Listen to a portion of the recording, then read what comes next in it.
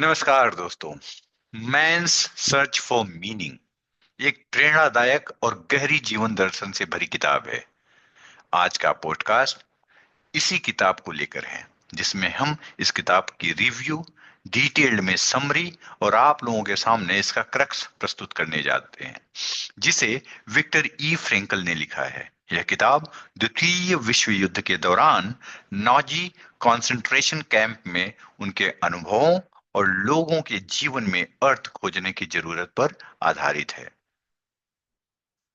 Victor Frankel एक मनोचिकित्सक और एक न्यूरोलॉजिस्ट थे, जिन्होंने जीवन के सबसे क्रूर हालातों में मनुष्य के मानसिक और आध्यात्मिक धैर्य को समझा और लोगोथेरेपी नाम की एक महत्वपूर्ण चिकित्सा पद्धति विकसित की।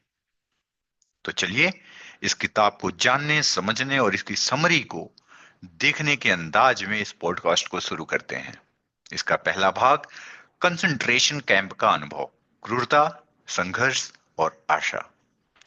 विक्टर ई फ्रैंकल और उनके परिवार को नाजी शासन ने गिरफ्तार कर लिया और उन्हें ऑस्विट्ज सहित विभिन्न कंसंट्रेशन कैंपों में भेज दिया।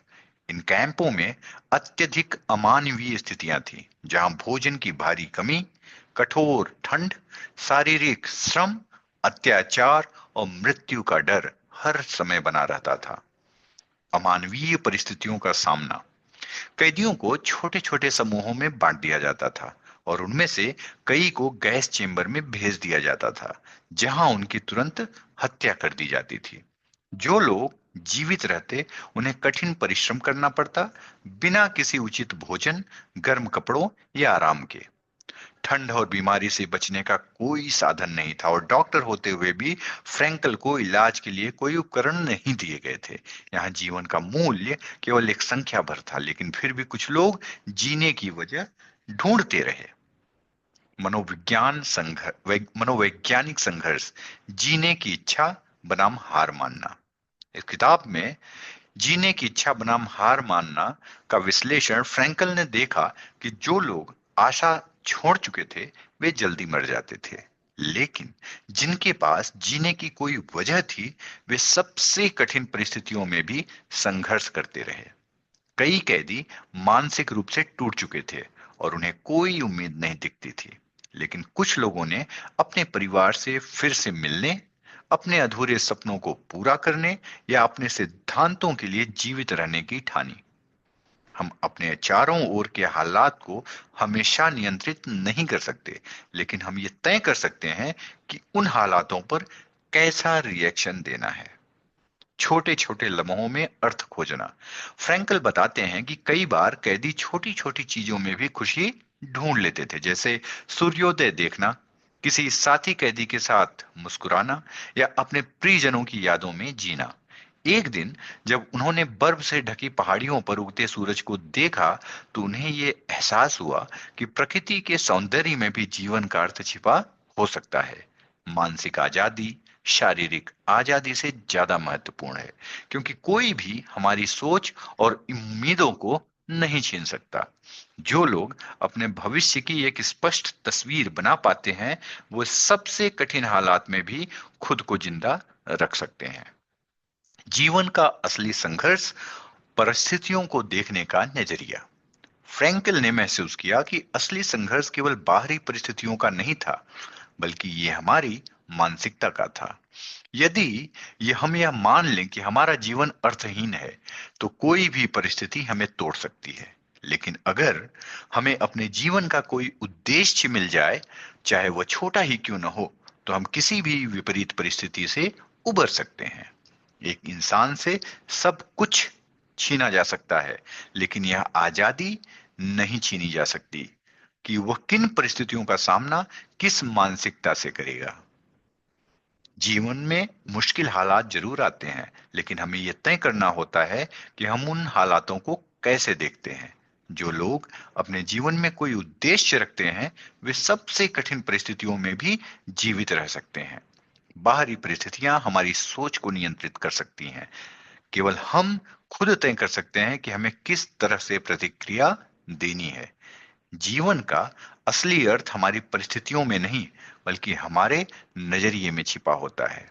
दूसरा भाग, लोगोथेरेपी, जीवन का अर्थ खोजना। कंसंट्रेशन कैंप में अपने अनुभवों के बाद विक्टरी फ्रैंकल ने लोगोथेरेपी नामक एक मनोवैज्ञानिक सिद्धांत विकसित किया, जिसका मूल विचार यह है कि मनुष्य का सबसे बड़ा उद्देश्य अपने जीवन का अर्थ मतलब मीनिंग खोजना है। उसका मानना था कि अगर किसी व्यक्ति को अपने जीवन में कोई अर्थ नहीं दिखता, तो वह मानसिक और शारीरिक रूप से कमजोर हो जाता है। लेकिन अगर उसे अपने अस्तित्व का कोई उद्देश्य मिल जाए, तो वह किसी भी कठिनाई का सामना कर सकता है। लोगोथेरेपी के तीन मूल सिद्धांत। पहला, अर्थपूर्ण अनुभव, एक्सपीरियंस समथिंग मीनिंगफुल। जीवन में हमारे रिश्ते, प्रेम, दोस्ती और समाज से जुड़ाव हमें एक उद्देश्य देते हैं। किसी के लिए जीना, किसी के लिए कुछ करना और दूसरों के लिए योगदान देना हमारे जीवन को सार्थक बनाता है। फ्रैंकल ने कैंप में देखा कि जिन कैदियों को अपने परिवार से मिलने की उम्मीद थी या जो किसी प्रियजन की याद में जी रहे थे, वे अधिक मजबूत बने रहे। प्रेम और रिश्ते हमें मानसिक शक्ति देते हैं, जो किसी भी कठिनाई से लड़ने की क्षमता रखते हैं। दूसरा, काम के जरिए अर्थ पैदा करना, क्रिएटिंग मीनिंग थ्रू वर्क। जब हम किसी उद्देश्य से जुड़े कार्य में लग जाते हैं, तो हमारा जीवन स्वाभाविक रूप से अर्थपूर्ण बन जाता है। ऐसा कोई भी काम जिससे हम किसी दूसरे व्यक्ति या समाज की भलाई कर सकते हैं, हमें मजबूत बनाता है। फ्रैंकल खुद एक डॉक्टर थे और उन्होंने महसूस किया कि दूसरों की मदद करना उनके जीवन के लिए सबसे बड़ा अर्थ था। अगर हमारे पास कोई लक्ष्य है, कोई मकसद है, तो हम अपने दुखों को भी सहन कर सकते हैं। तीसरा, दुख के प्रति हमारा नजरिया, एटीट्यूड टुवर्ड्स सफरिंग। दुख से बचना संभव नहीं है, लेकिन हम इसे किस नजरिए से देखते हैं, यह पूरी तरह हमारे हाथ में है। अगर हम अपने संघर्षों को एक बड़े उद्देश्य का हिस्सा माने, तो यह हमें मानसिक रूप से मजबूत बना सकता है। फ्रैंकल ने महसूस किया कि जो लोग अपने दर्द को एक उद्देश्य के रूप में देखते थे, वे उसे सहन कर पाते थे। अगर आप अपने दर्द का कोई अर्थ खोज सकते हैं, तो वह आपको तोड़ने के बजाय मजबूत बनाएगा। लोगोथेरेपी हमें क्या सिखाती है? हर इंसान का जीवन एक उद्देश्य से भरा हुआ है, हमें बस उसे खोजने की जरूरत है।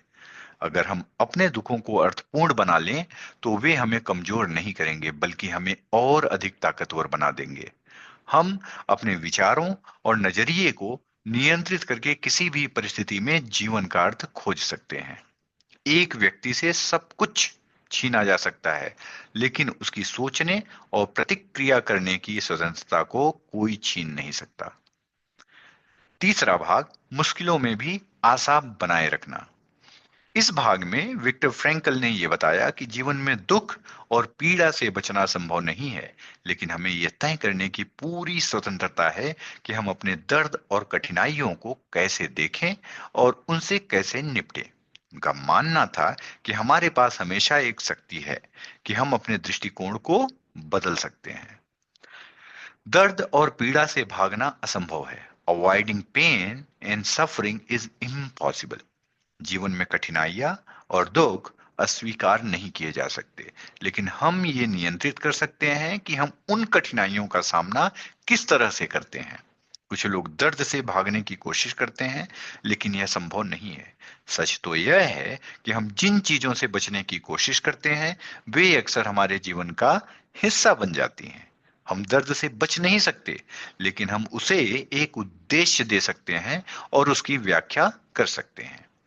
मानसिक ताकत के लिए उद्देश्य, the power of purpose in mental strength. Frankl ने कई कैदियों को देखा जिन्होंने अपने परिजनों को खो दिया था, लेकिन जो लोग अपने दर्द को एक उद्देश्य के रूप में देख रहे थे, वे ज्यादा मानसिक रूप से मजबूत बने रहे। वे जानते थे कि अगर वे जीते रहे, तो उनके जीवन में किसी तरीके से बदलाव लाने का एक उद्देश्य था। जो लोग अपने जीवन का उद्देश्य पहचान लेते हैं, वे किसी भी कष्ट को सहन कर सकते हैं। जिन्हें अपनी पीड़ा का उद्देश्य मिल जाता है, वे उसे सहन कर सकते हैं। फ्रैंकल का व्यक्तिगत दृष्टिकोण, फ्रैंकल्स पर्सनल पर्सपेक्टिव। फ्रैंकल ने खुद से विश्वास दिलाया कि वह एक दिन आजाद होंगे और अपने अनुभवों को दूसरों को सिखाएंगे।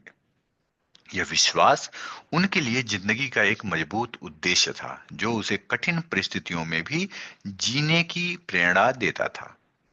उन्होंने खुद को यह सुनिश्चित किया कि वह अपने अनुभवों से दूसरों को मदद देंगे, चाहे उनके उनके सामने जो भी मुश्किलें हों।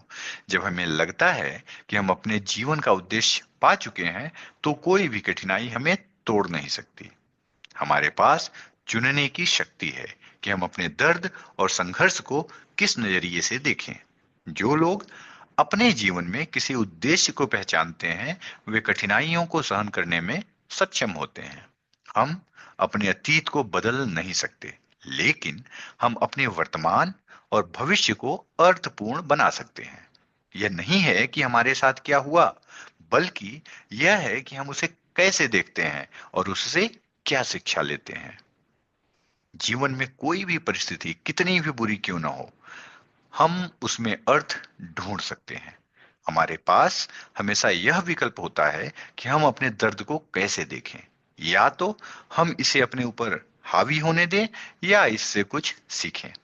जो लोग अपने जीवन में उद्देश्य खोज लेते हैं, वे किसी भी कठिनाई का सामना कर सकते हैं।